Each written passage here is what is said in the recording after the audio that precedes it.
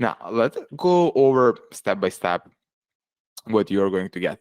Now, maybe we add a little bit more info, and we are always trying to add more and more info just to make sure that it's easier and easier to use. So we are constantly updating a small feature based on the recommendation from our beta group, and now that small amount of the people that actually are using the software.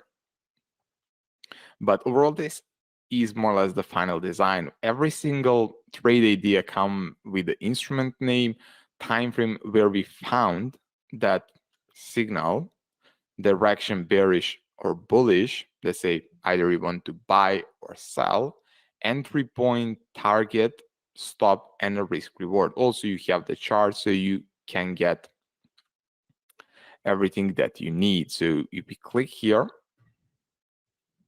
what we see here is the dollar Swiss franc. And the same thing that you see here are displayed over here, just more for that visual representation of what we are looking to do. Here, charts update every 15 minutes. And maybe price can be a little bit different, but usually if something is wrong or we already hit the entry point, we are going to hide the trade, just because there is no point if you go and, let's say, miss the trade just because you are too late. So there is no point for you to see the trade. So all the trades that are here are more or less already valid.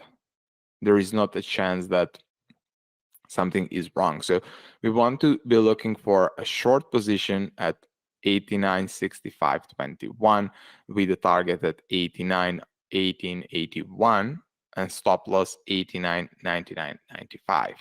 The risk reward is 1 to 1.4. So if you risk $100, we would be making 140.